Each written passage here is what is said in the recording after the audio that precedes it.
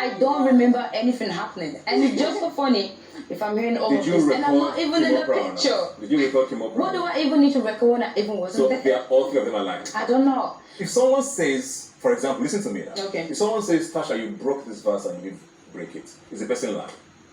If what? If someone says you broke this verse. Did I really break it? So did you break it? No. And you didn't break it, right? Is the person lying? If what? Oh my.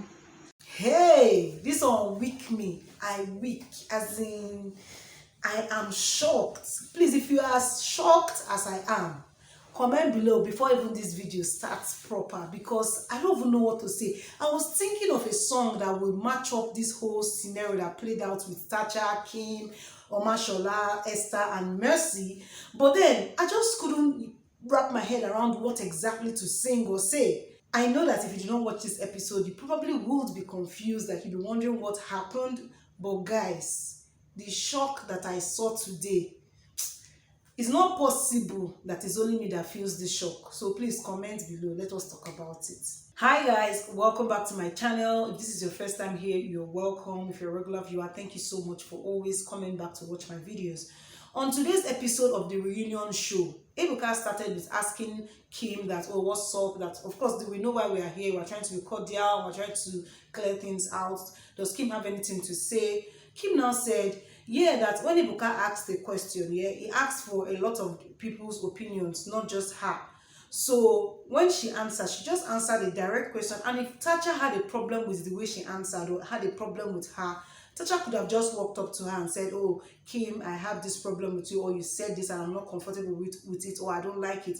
But then Tacha came at her, recording her, trying to intimidate her and bully her, and she didn't understand why it was that because it was just so shocking for her that Tacha would just come at her the way she did, that she doesn't know why Tacha is doing that today, earlier, she was apologizing to the old housemate of how she behaved when she was in the house and that she's a changed person. But the way Tacha behaved with her or to her when they left this studio, like because they were recording, of course. So when they left the whole show that day that Kim answered that question, Tacha walked up to Kim and was recording her and shouting and all that.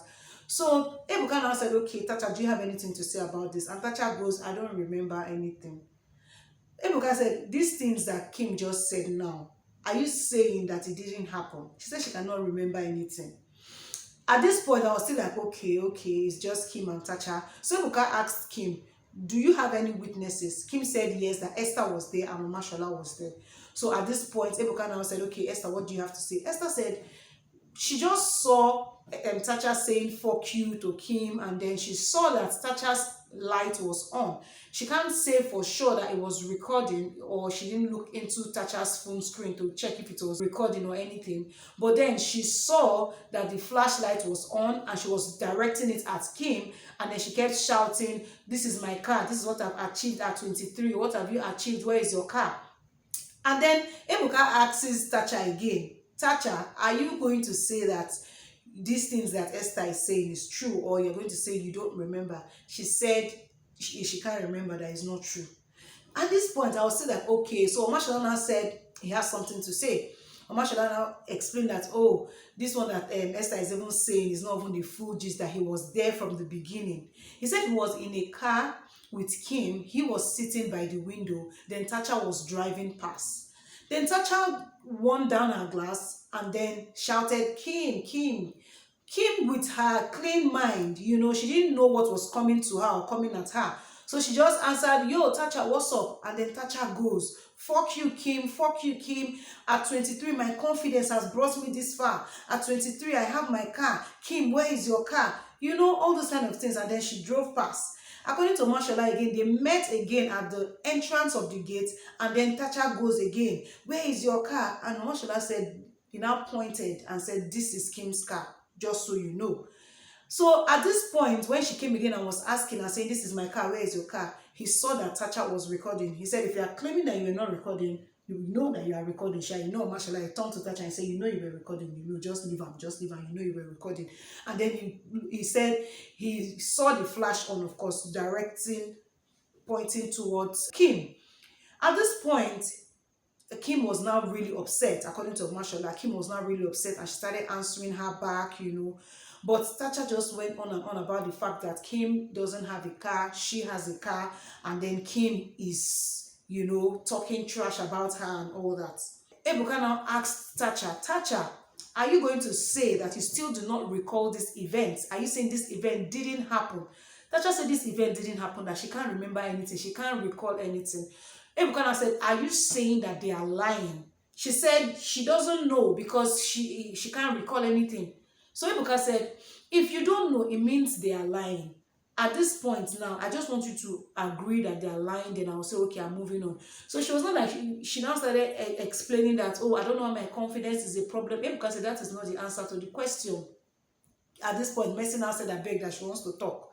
Mercy says she wasn't there when everything happened, but then Kim and Esther walked into her room just immediately after the scenario had played out. And they were complaining that Esther was the one who even said she's friends with Tacha, but she wouldn't support what Tacha had done. So she doesn't understand why Tacha is here claiming that she doesn't remember anything, or she can't even recall the event, or the event didn't even happen. That it happened. That's a matter of fact that she didn't want to say anything. She didn't want to be a part of this because at the end of the day, it's not even her call, but she has the video. That she knows a friend that knows a friend and knows a friend that is the best friend to a friend, that she of course saw the video. And Tacha shouldn't sit here and say that she didn't do shit, that she did it. And saying that she didn't do it is so wrong, that everybody is here to move on. We're trying to settle things. So just accept you're wrong and move on. At this point, Ebuka now asked her that, okay, there was a flower vase on the table. So Ebuka now asked Tacha that if they ask you if you broke this thing, or they accuse you that you broke this verse, are you going to say, yes, I did it, or the person is lying? She said she was going to say the person is lying. So Ebuka now said, are you saying that Esther, Kim, and Omashola are lying? She said they are 3 friends, so they can say anything. So because it just says, are you saying they are lying? He said, yeah. She said, yes, that they are lying. So he said, okay, at this point, if she's saying they are lying, no problem. So we're just waiting for Mercy to come up with a video proof before we will now know exactly who is lying and who is not. See, guys, anybody that wants to come for me should come for me. Titan, no Titan, whatever you think you are. Please, I am saying for sure that Tacha is lying. And I really do not understand why. She cannot say she doesn't remember the event at all. How would you do something that serious? It's not even something that you can forget. You can't forget it. No, don't give me that. You can't forget it. This is what Kim says. She said, hey, I want to say something. And after I say this, I'm not going to say anything again. She said, Tacha, you have apologized to everybody, and if you are saying that you want to move on, you want to move past things and everything, and you are saying you have changed or you are changing, the first thing to do is to own up to the wrong that you have done. Sitting here and saying you don't remember, you're acting like all of a sudden you have amnesia. You really need to see someone. You need to see a shrink, or you need to see someone, because you can't sit here and say that. So don't come and give me that. You are, of course, obviously lying. And the shock on Kim's face and Omashola's face, Omashola was just telling her, Tacha, you know that you remember these things. Anyways, I don't even want to bother myself about this thing, because it's really, really tiring, and I'm so disappointed that you'll be lying so much. Like, just own up. Yes, I did it. I was upset, and yeah, I'm trying to be a better person, but yeah, I will fall short. Something. But coming here to make the rest of us in this world, me, in fact, me, I'm pissed now. It's not from Kim. Me now, am I 2 years old? Am I 12 years old? Like, why would you be saying 4 people are saying things that are not true, and they are saying the same story about you, and you are saying is a lie? Guys, I can't wait for tomorrow, whenever, for them to bring that video proof, just so that we clarify the fact that Tacha is lying. Tacha, if truly she is saying she has forgotten, then of course she has amnesia, and she needs to see a doctor, she needs to see a therapist, she needs to see anybody. Because right now, in fact, let's not talk about this thing. Let's move on.